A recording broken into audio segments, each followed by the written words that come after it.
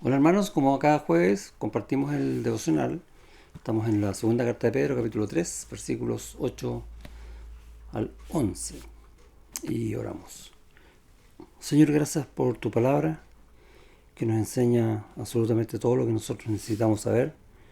Ayúdanos a estar buscándola en todo tiempo. Ayúdanos a estar también gozándonos en las verdades que tú nos enseñas por cómo tú abres nuestro entendimiento a cosas que a veces pensamos que están bien y no.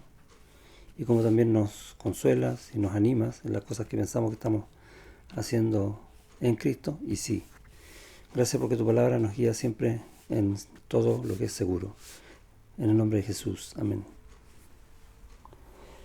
Eh, Esta segunda carta de Pedro es relativamente corta y comienza hablando de cómo es nuestra vida en Cristo y tenemos que de alguna manera vivir de tal manera que toda la obra que Él hizo en nosotros sea notoria.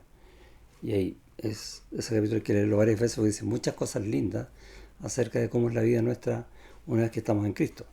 Ahora, vamos a conformar de esa manera la iglesia, pero en la iglesia van a entrar personas que no son salvas, que rechazan al Señor y que van a enseñar, eh, no diría verdad al Señor porque no van a ser verdades, sino que la palabra del Señor torcida a su manera para tratar de engañar.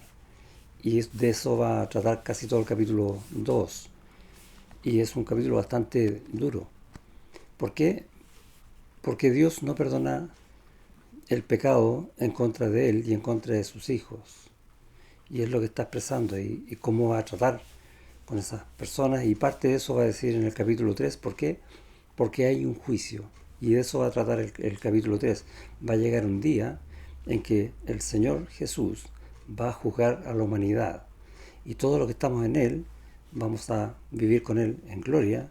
Y todos los que lo han rechazado van a sufrir las penas del infierno. Y lo dice, vemos por ejemplo el versículo 7 del capítulo 3. Y él, a partir del versículo 8 entonces comienza a hablar a la iglesia. Y esto tiene que quedar claro, porque usar de repente Dios quiere que todos, y todos no está hablando de todo el mundo, está hablando de la iglesia que es hoy, la iglesia que va a ser mañana, todos aquellos que van a ser salvos, a eso se refieren el todos. Y dice, parte hablando algo acerca del tiempo. Eh, Mas, oh amados, iglesia, no ignoréis esto, que para el Señor un día es como 1000 años y 1000 años como un día.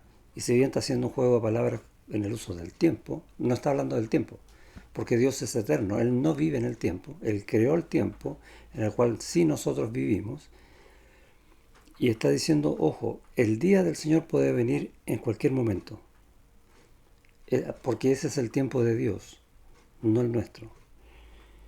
El Señor no retarda su promesa, sigue diciendo, según algunos la tienen por tardanza. Y aquí Pedro va a hablar eh, contra aquellos que o se burlan del Señor porque todavía no ha pasado nada, porque se dice que va a venir el día, y años y años diciendo que va a venir el día, y aún no viene, o aquellos que creen que Dios no va a hacer nada. Por ejemplo, leemos eso mismo en Sofonías, el profeta en el capítulo 1 va a decir exactamente lo mismo, cómo Dios va a enjuiciar a aquellos que dicen que Dios no va a hacer ni lo malo ni lo bueno. Y un poco la misma idea aquí. ¿Por qué? Porque sí va a haber un día, eso lo dice el versículo 8. Sino que es paciente para con nosotros, iglesia, no queriendo que ninguno perezca de nosotros, la iglesia, sino que todos nosotros, la iglesia, procedan al arrepentimiento. Y es interesante este versículo porque cuando dice que Dios es paciente, y esa palabra en el idioma original está tratando de condensar toda la gran ira de Dios que tiene sobre el pecado para en un segundo dejarla fuera y aplicar su misericordia en aquel que se arrepiente, que cree en Cristo para salvación y pide perdón por sus pecados arrepentidos. Y es impresionante esa obra de Dios como en un segundo toda su ira queda pospuesta, alejada, para dar salvación, gracia y misericordia al que ahora va a ser salvo en Cristo.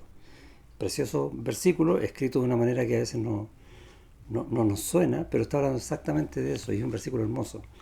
De nuevo dice que el Señor no retarda su promesa, dice, es paciente, o sea, mantiene su ira sin aplicarla, esperando mi arrepentimiento. Gracias, Señor, por eso. Por lo tanto, pensando en el versículo anterior, ¿para qué demorarlo? ¿Para qué demorar? Incluso si yo soy salvo y he pecado contra el Señor, ¿por qué voy a demorar mi arrepentimiento? Con toda la obra que el Señor ha hecho en mí, con todo el amor que ha mostrado en Cristo en mí, con toda esa paciencia que ha aplicado a mi vida, ¿cuánto voy a estirar la cuerda, como decimos acá en Chile? Eh, pero, versículo 10, el día del Señor vendrá como ladrón en la noche. No sabemos el día. Y si no sabemos el día, podemos pensar sin ningún problema que puede ser mañana, pasado mañana, esta semana, antes de que yo alcance a terminar los planes que tengo, mis sueños. Puede ser, ¿no? Absolutamente. Puede ser en cualquier momento.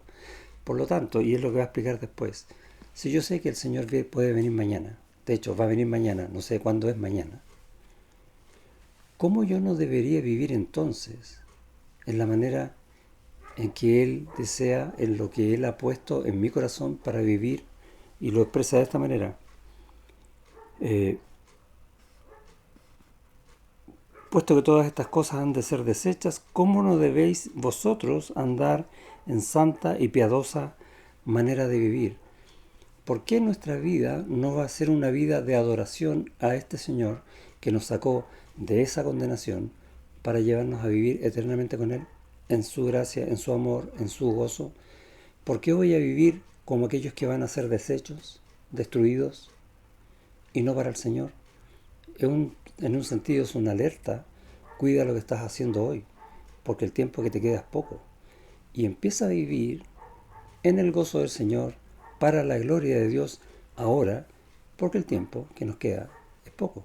Es un lindo mensaje. Dios te bendiga.